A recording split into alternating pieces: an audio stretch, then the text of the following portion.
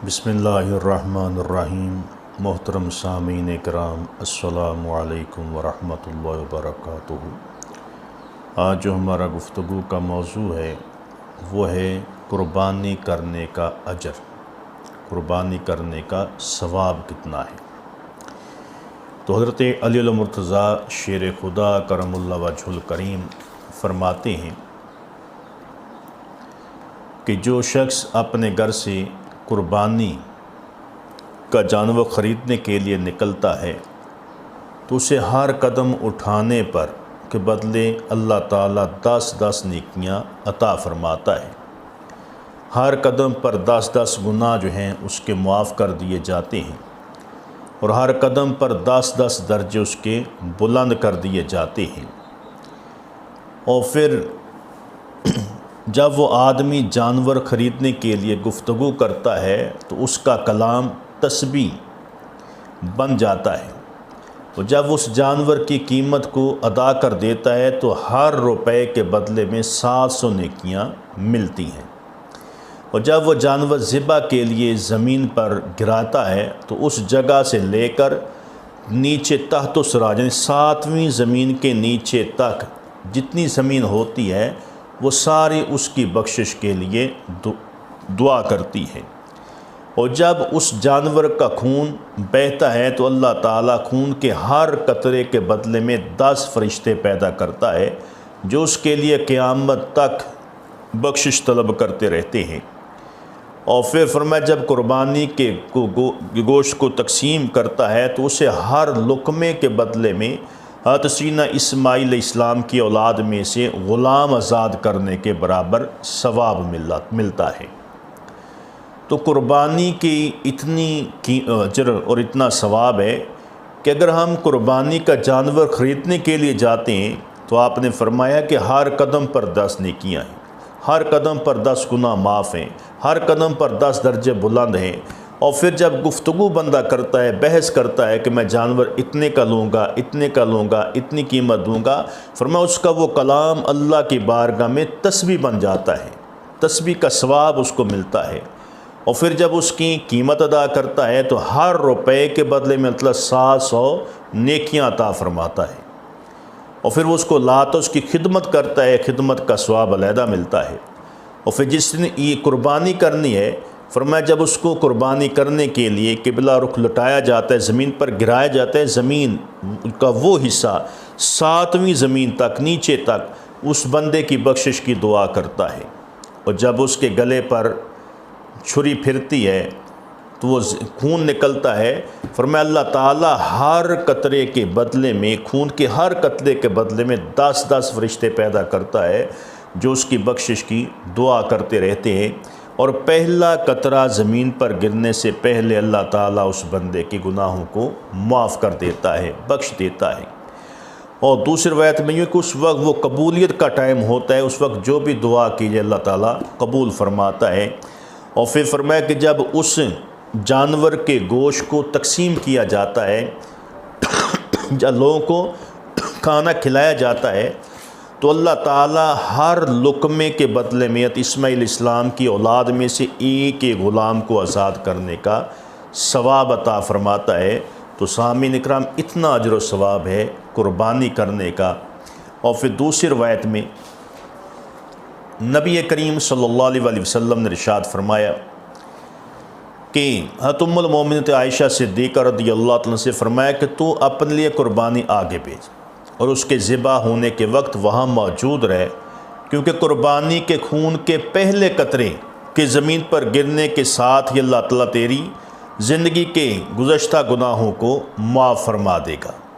حضرت ام المومنین عائشہ صدیقہ رضی اللہ تعالیٰ عنہ عرض کرتی ہیں، یا رسول اللہ صلی اللہ علیہ وسلم، یہ ہمارے لیے خاص ہے یا تمام مومنین کے لیے عام ہے؟ تو آقا علیہ الصلوۃ والسلام نے ارشاد فرمایا، یہ ہمارے لیے بھی عام ہے اور تمام مومنین کے لیے بھی عام ہے۔ اس طرح حضرت وہب بن منبہ رضی اللہ تعالیٰ عنہ سے روایت ہے کہ نبی کریم صلی اللہ علیہ وسلم نے ارشاد فرمایا کہ حضرت داؤد علیہ السلام نے اللہ تعالیٰ کی بارگاہ میں عرض کی کہ یا حضرت محمد صلی اللہ علیہ وسلم کی امت میں سے جو شخص قربانی کرے گا اس کا کیا ثواب ہے؟ تو اللہ تعالیٰ نے اپنے نبی حضرت داؤد علیہ السلام کو جواب دیتے ہوئے فرمایا کہ اے داؤد، جب قربانی کرنے امت مصطفیٰ صلی اللہ علیہ وسلم میں سے قربانی کرنے والے کا ثواب یہ ہے کہ میں قربانی کے جسم کے اوپر ہر بال کے بدلے میں ان کو 10 نیکیاں عطا کروں گا، 10 گناہ معاف کر دوں گا اور اس کے 10 درجے بلند کر دوں گا، اور قربانی کے ہر بال کے بدلے میں ان کے لیے جنت میں ایک محل ہوگا، اور حور عین سے ایک خادمہ ہوگی، اور پروں والی ایک سواری اسے عطا ہوگی جس کی رفتار کا عالم یہ ہوگا کہ تا حد نگاہ اس کا ایک قدم جائے گا۔ اس سواری پر اہل جنت سوار ہوں گے اور جنت میں جہاں چاہیں گے اڑتے پھریں گے۔ اے داؤد علیہ السلام، کیا آپ جانتے نہیں کہ بے شک قربانیاں سواریاں ہیں، اور قربانیاں قیامت کے دن مصائب کو دور کر دیں گی۔ تو اب اس حدیث مبارکہ میں بھی نبی کریم صلی اللہ علیہ وسلم نے حضرت داؤد علیہ السلام کا واقعہ بیان کیا جب انہوں نے اللہ تعالیٰ کی بارگاہ میں دعا فرمائی کہ قربانی کا اجر و ثواب کیا ہے، تو اللہ تعالیٰ نے فرمایا کہ اتنا اجر و ثواب میں اپنے محبوب کی امت کو عطا کروں گا جو ان میں سے قربانی ادا کرے گا۔ اور درۃ الناصحین کے اندر بیان کرتے ہیں، ایک حکایت نقل کی جاتی ہے کہ حضرت احمد بن اسحاق رحمۃ اللہ علیہ ایک بہت بڑے عالم اور بزرگ گزرے ہیں۔ آپ فرماتے ہیں کہ میرا ایک فقیر بھائی تھا، وہ اپنے فقر کے باوجود ہر سال قربانی کے موقع پر قربانی کرنے کی نیت سے بکری کو ذبح کرتا۔ جب وہ فوت ہوا تو میں نے 2 رکعت نفل پڑھ کر اللہ تعالیٰ کی بارگاہ میں دعا کی کہ یا اللہ مجھے خواب میں میرا بھائی دکھا دے تاکہ میں اس کا حال دریافت کروں۔